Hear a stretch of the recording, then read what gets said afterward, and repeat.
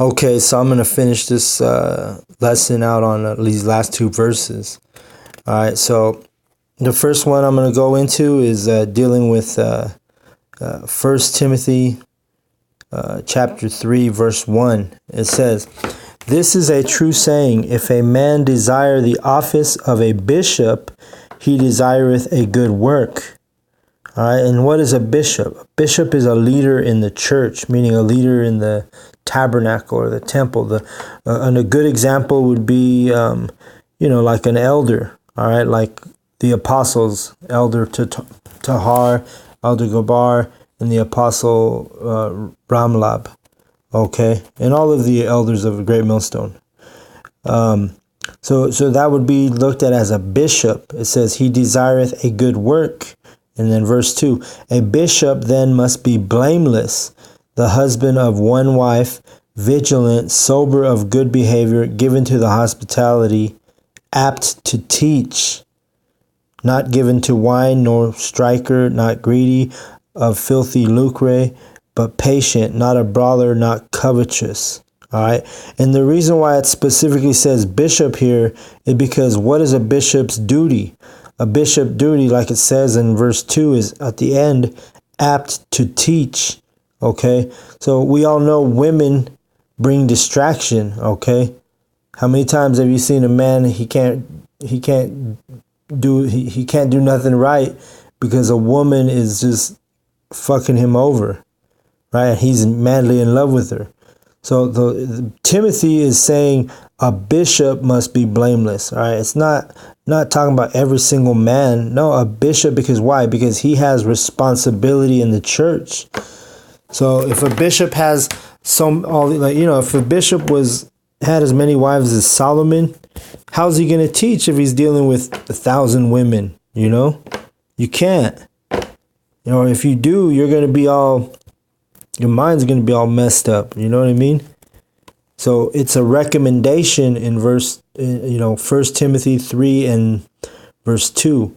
A bishop then must be blameless. All right. So this is the bishop who's basically the leader of the church, is dealing with one wife. Okay. Not talking about all of the congregation.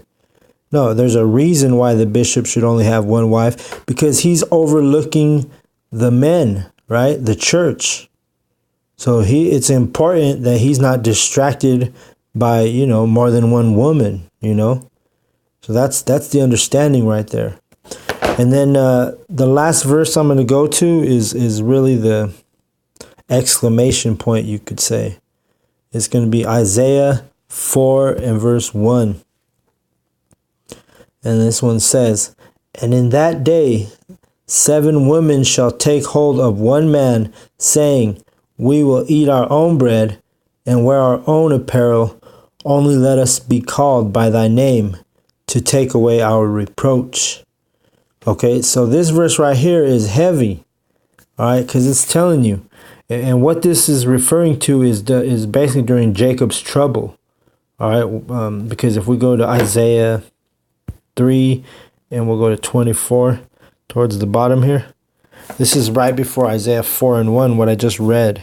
It says, "And it shall come to pass that instead of sweet smell there shall be stink, and instead of a girdle a rent, and instead of a well-set hair baldness, and instead of a stomacher a girding of sackcloth, and burning instead of beauty. Thy men shall fall by the sword, and thy mighty in the war." All right, so this is dealing with when Armageddon.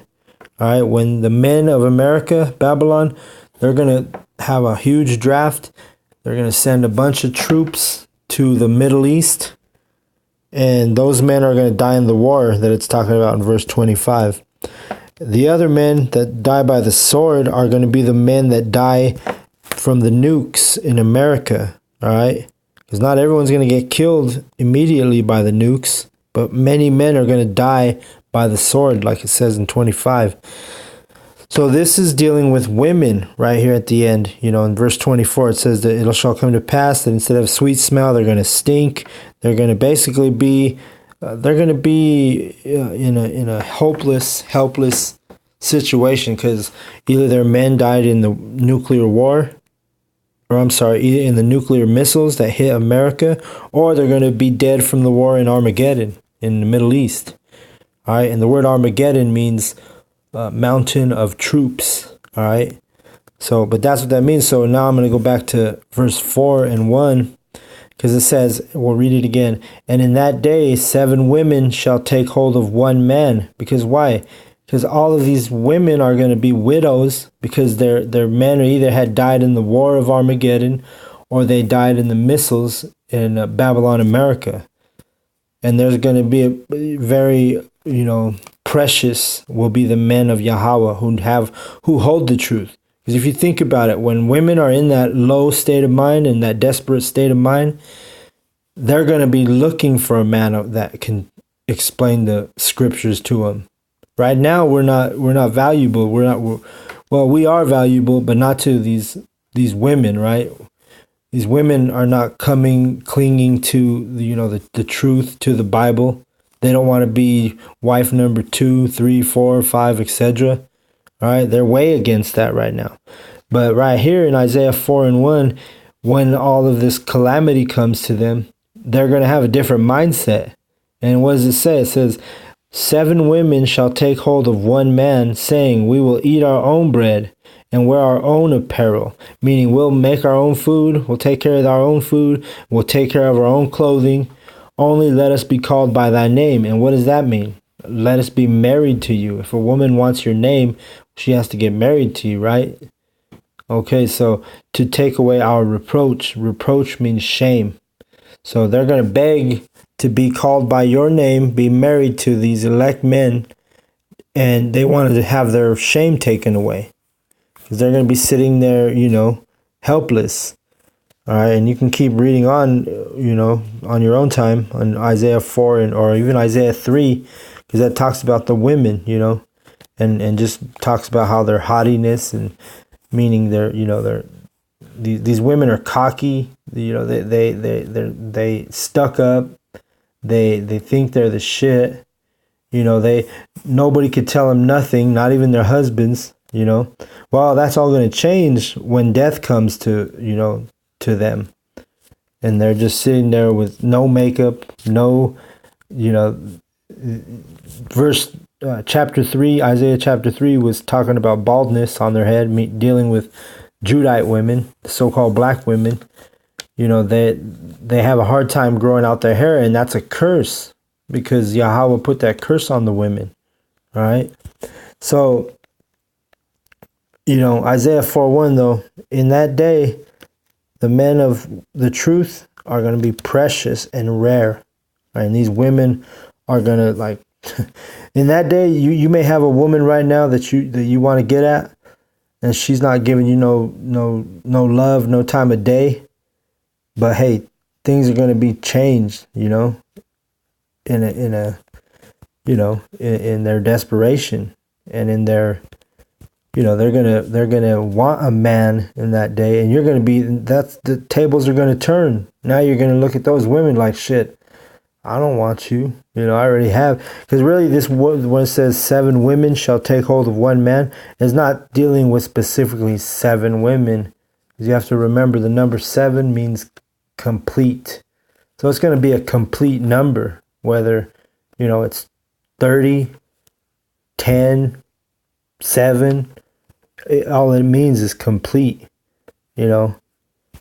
So all kind of women are going to cling to one man, as in the prophecy of Isaiah 4 and 1, showing you that, in even before the kingdom, because this is dealing with before the kingdom of heaven, these women are going to have the mindset changed, where they're going to be okay with being wife number 2, 3, 4, and 5. All right, because why? Because they ain't going to have no choice. They're going to want somebody to protect them. They're going to want somebody who can, shed some light on their darkness, right? Namely, an elect man who knows the truth. All right. So that was my lesson on multiple wives.